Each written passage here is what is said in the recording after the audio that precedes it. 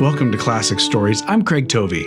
Today's story is The Brave Little Tailor, or 7 in One Blow. One summer morning, a little tailor sat sewing at a table near the window. A woman came down the street calling out, "Jam for sale! Jam for sale!"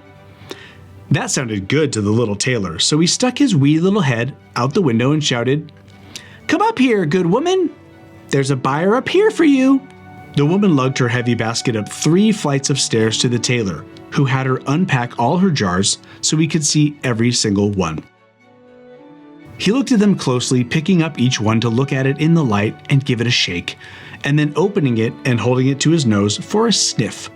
Finally, he said, "This jam looks good to me. I'll take half of your smallest jar." The woman, who had hoped to make a good sale, gave him the tiny amount he asked for and went away grumbling. "Bless this jam, and may it give me health and strength," said the little tailor. Taking a loaf of bread from his cupboard, he cut himself a thick slice and spread it with jam. "That looks tasty," he said.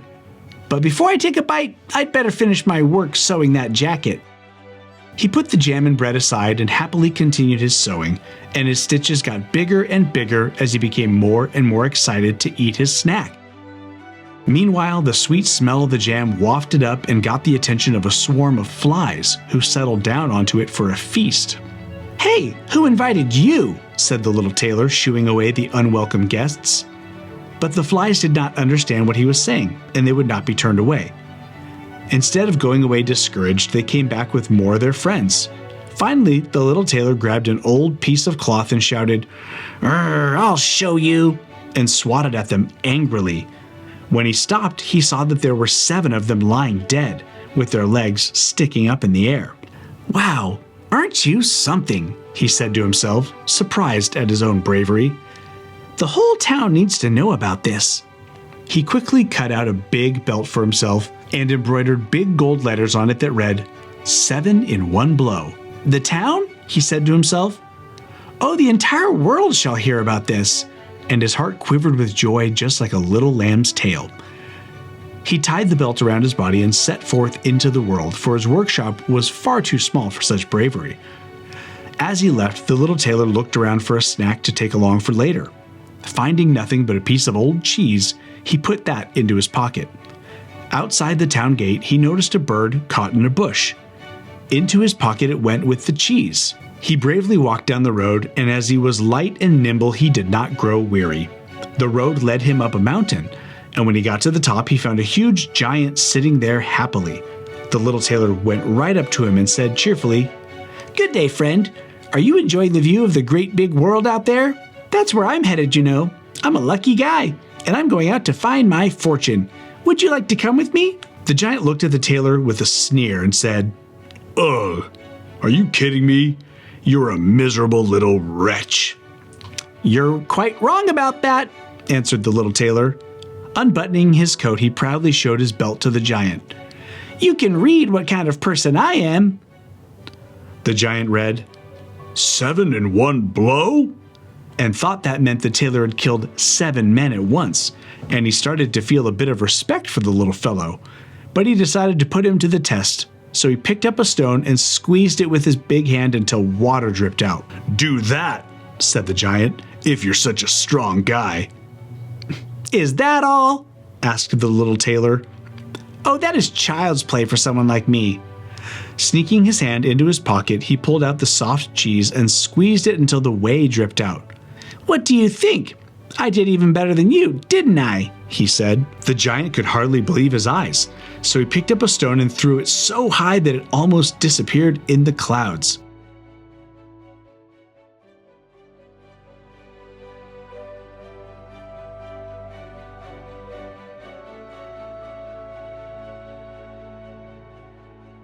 He reached into his pocket, pulled out the bird, and flung it into the air. Happy to be free, the bird flew up and away and never came back. "How did you like that, friend?" asked the tailor. "Not bad," admitted the giant. "But what can you lift?" He took the little tailor to a mighty oak tree that had fallen. He said, "If you're so strong, help me carry this oak tree out of the woods." "All right," answered the little tailor. "You hoist the trunk on your shoulder. I will carry all the branches and twigs as they are the heaviest part." Then, when the giant turned away from him and lifted the trunk onto his shoulder, he jumped up onto a branch. The giant could not see behind himself, so he didn't realize that he was dragging the tree without any help at all. The little tailor rode on top, whistling cheerfully as if carrying a tree was child's play. After dragging the heavy oak for miles, the giant could not go on any farther, and he called out, "Stop! I can't go on any farther. I need to drop this oak tree and rest."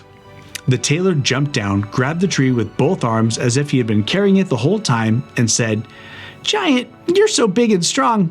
I'm surprised you can't even carry a tree." The giant sighed, and they walked on together until they came to a cherry tree. The giant pulled the top branch where the ripest and most luscious red cherries were hanging, and bent it down so that the little tailor could eat the best fruit. But then the giant let go, and the tree sprang up, flinging the little tailor into the air. When he fell back to earth, he jumped up and dusted off his pants and straightened his belt. The giant scratched his head, confused, and said, "What? I thought you could carry an oak tree, but you can't even hold a little cherry tree branch?" "Ha!" laughed the little tailor. "Do you think holding a little cherry tree branch is really a big problem for someone who killed 7 in one blow? No, I jumped over the tree because I wanted to stretch my legs. Now let's see if you can jump over it." The giant tried to leap over the cherry tree, but he got stuck in the branches. Grumpily, he wondered if anybody in the world could beat the little tailor in strength, bravery, or smarts. The little tailor grinned and felt quite proud of himself. The giant said, "All right, little guy, it's getting late. If you're so strong and so brave, why don't you come with me and spend the night in the cave of the giants?" The little tailor said yes, he would be happy to, and he followed the giant to the cave. When they got there, other giants were sitting there by a fire. They had just roasted some cows and were chomping on them the way humans eat fried chicken. The little tailor looked around and thought to himself, "Wow, this place is much bigger than my workshop." The giant offered him a bed to sleep in. The little tailor tried to fall asleep, but the bed was so big he couldn't get comfortable. So he found a cozy little corner of the cave to curl up in instead, and soon he was snoring happily. Around midnight, the giant thought that the little tailor must be in a deep sleep, so he got up, took his big iron club with spikes on it, and in a single blow smashed the little tailor's bed in two. "Harumph," thought the giant. "That'll put an end to that pesky little guy, always acting like he's better than me." When the sun came up the next morning, the giants went into the woods, chuckling about the little tailor who had annoyed them the day before. They were rambling along through the trees when suddenly the little tailor popped up in front of them and chirped, "Hello, friends! What feats of strength are we doing today?" Thinking that he had somehow come back from the dead and fearing that he would strike them all down with one blow, the terrified giants ran away as fast as their big legs could carry them. The little tailor shrugged and walked on down the road, using his nose to point the way. After he had wandered along for a while, he came to the courtyard of a royal palace. Feeling tired, he yawned and lay down in the soft green grass for a snooze. While he was napping, a crowd of people came to see who he was, and they read his belt. 7 in one blow! "Oh," they said, "what is this great warrior doing here in our peaceful land? He must be a powerful ruler." They went and told the king that in the courtyard they had found a famous warrior, a true champion. The king was impressed, and he sent one of his messengers to the little tailor to offer him a top job in the royal army as soon as he woke up. The messenger sat patiently by the sleeping tailor and waited until he stretched his arms and legs and opened his eyes. And then he delivered his offer. "That is exactly why I came here," said the little tailor. "I am ready to work for the king." And so he was received with honor and given a special room of his own in the palace. But the king's soldiers were not so sure about him. In fact, they wished that he were 1,000 miles away. "What will happen to us?" they wondered. "If we happen to disagree with him and he strikes out at us, 7 of us will fall with each blow. Normal people like us can't stand up to that." And so they went to the king and told him they had to leave his army. "We can't keep up," they said, "with someone who kills 7 in one blow." The king was sorry to lose all his faithful soldiers because of one person, and he started to wish that he had never seen him. He wanted to banish the little fellow, but he did not dare, for fear that he'd destroy him and the rest of the royal family and make himself king. The king thought long and hard, and finally he got an idea. he sent a messenger to tell the little tailor that because he was such a great warrior, the king had an offer for him. In the forest beyond the castle, there lived 2 angry giants who were always causing all sorts of trouble, setting fire to rooftops, stealing cows, chasing people, and using the village fountain as a bathtub. No one dared stop them. But if he could conquer these 2 vengeful giants, the king said he would give him half of the realm, and he could take 100 of the king's knights to back him up too. "This is the perfect job for me," thought the little tailor. "It isn't every day that you get offered half a realm." So he sent a message back to the king saying, "2 giants? That's nothing. I'll conquer them if you'll give me half of your realm. You can keep your 100 knights. All I need is a bundle of rope. Anyone who can strike down 7 in one blow has no reason to be afraid of 2. With that, the little tailor took his rope and went out into the woods, looking for the 2 angry giants.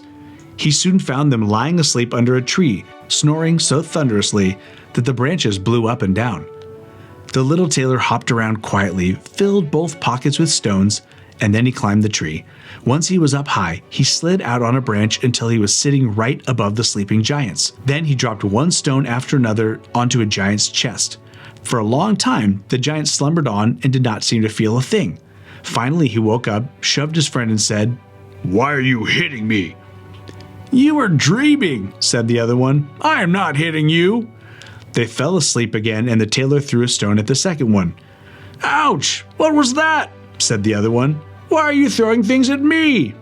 "I'm not throwing anything at you," grumbled the first one. They argued for a while, but because they were tired, they settled down and both closed their eyes again. Then the little tailor began his game again. Choosing his biggest stone, he threw it at the first giant with all his strength and hit him in the chest. "Oh, that was mean," shouted the giant, then jumped up and pushed his companion against the tree until it shook. The other one paid him back in kind, and they became so angry that they pulled up trees and hit each other until finally, at the same time, they both fell to the ground with a thud. Then the little tailor jumped down. "How lucky," he said, "that they did not pull up the tree where I was sitting, or I would have to leap to another tree like a squirrel. But I am nimble." Getting out his rope, he tied up the giants, and then went back to the king and said, "The work is done. I captured both, but it was hard. In their rage, they pulled up trees to defend themselves, but it didn't help them, not against someone like me who kills 7 in one blow." "And you don't have as much as a scratch?" asked the king. "Not one," answered the tailor. No one wanting to believe him, the king sent his knights into the woods, where they found dozens of uprooted trees and the giants tied up together, snoring, ready to be carted off to a faraway mountain. The little tailor asked the king for the half of his realm he had promised, but the king regretted the promise. In fact, he hadn't really meant it in the first place, so he tried to think of a way out of it. "Before you can have half of my realm," he said, "you must prove you are a true hero. In the woods, there's a wild unicorn that is frightening people and stabbing holes in things willy-nilly. See if you can capture it." "Easy," said the little tailor. "I'm even less afraid of one grumpy unicorn than I was of 2 angry giants. 7 in one blow, that's me." Taking a rope and an axe, he went into the woods. All at once, the unicorn appeared and charged toward the little tailor as if it wanted to spear him with its horn. "Gentle, gentle," said the tailor. "Not so fast." He stopped moving, waiting until the creature was inches away, and then quickly hopped behind a tree. The unicorn ran with all its might into the tree, sticking its horn so tightly into the trunk that it couldn't pull it out again, and so it was captured. "Now I've got it," said the tailor, coming out from behind the tree. He soothed the unicorn and gently tied the rope around its neck like a leash. Then the tailor picked up the axe and cut notches in the tree to free the unicorn's horn. He noticed that there were sharp thistles and burrs stuck in the unicorn's coat, pricking the poor creature like little needles. That must be why it's wild and angry, he thought. So he took out his little sewing scissors and cut away the thistles and burrs. He washed and brushed the unicorn's coat until it was glossy and clean. At last, he climbed on the magical creature's back and led it to the king. The king could not believe his eyes when he saw the brave little tailor trotting into the palace courtyard on the back of a wild unicorn. He decided to give the little fellow half of his realm right away, if only so that he would never have to see him again. And that is how the little tailor became a king and stayed a king for the rest of his life. The end.